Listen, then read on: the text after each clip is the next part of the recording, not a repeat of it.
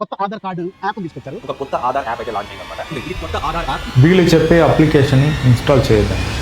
Hi tribals, ఈ government of India Aadhaar అనే ఒక అప్లికేషన్ లాంచ్ చేశారు. ఈ అప్లికేషన్ ఒక మెయిన్ మోటివ్ ఏమంటే మీరు డిజిటలైజ్డ్గా ఎక్కడికి వెళ్ళినా ఆధార్ కార్డ్స్ని వచ్చి యూజ్ చేసేటట్టు. ఎందుకంటే మనం ఫిజికల్గా కార్డ్ హోల్డ్ చేస్తాం కదా, అట్లా కాకుండా మీరు అప్లికేషన్ వెళ్ళి చూపించే పర్పస్కి డిజైన్ చేశారు. కానీ ఆ డిజైన్కి అయితే పనిచేస్తుంది, కానీ ఈ యొక్క అప్లికేషన్స్లో చాలా లోపాలు అయితే ఉన్నాయి. ఏమిటండి మీరు మాట్లాడేది? మేము కూడా ర్యాండమ్గా టెస్ట్ చేసాము.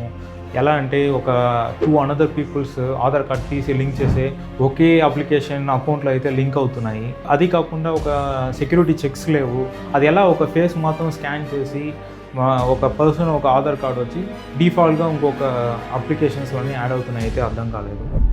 అది కాకుండా ఈ క్రియేటర్స్ వచ్చి ఎలా ఉన్నారంటే ఒక ట్రెండింగ్లో ఉండాలి, వ్యూస్ కావాలి అని ఒక అప్లికేషన్ వచ్చి ప్రాపర్ రీసెర్చ్ కూడా చేయకుండా ఒకరు చేశారని మనం చేద్దామనేసి దీనివల్ల పీపుల్స్కి ఏం ప్రాబ్లం వస్తుంది, వాళ్ళు ఏమి ఇబ్బందులు పడతారు, దీంట్లో ప్రైవసీ చెక్స్ ఉన్నాయా, సెక్యూరిటీ చెక్స్ ఉన్నాయా, ఏం లేకుండా వచ్చి డిఫాల్ట్గా ఈ అప్లికేషన్ ఇన్స్టాల్ చేసుకొని మీకు యూస్ఫుల్గా ఉంటుంది. మీరు యాడికి వెళ్ళినా, ఎయిర్పోర్ట్కి వెళ్ళినా, ఎక్కడికి వెళ్ళినా మీరు చూపించవచ్చు, యూజ్ చేసుకోవచ్చు అంటున్నారు. అట్లంతా నమ్మొద్దండి. ఒక విషయం చెప్తున్నారంటే ముందు వెనక ఆలోచించండి.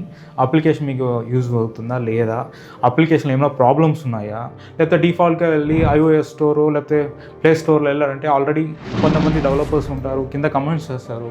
ఇవన్నీ చూసి డిసైడ్ అవ్వండి. డిఫాల్ట్గా వచ్చి క్రియేటర్స్ని అయితే నమ్మొద్దండి. ఇది కరెక్ట్గా చెప్పేవయ్యా.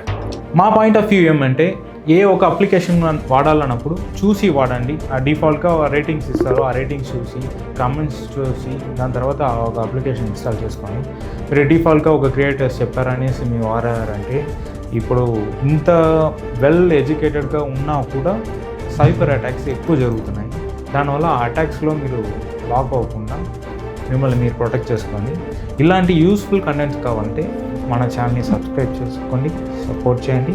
అది కాకుండా మన ఇన్స్టాగ్రామ్ ఐడి కూడా ఉంది, ఆ ఐడిలో ఫాలో అయిపోండి. ఇంకొక వీడియో కలుద్దాం. Thank you.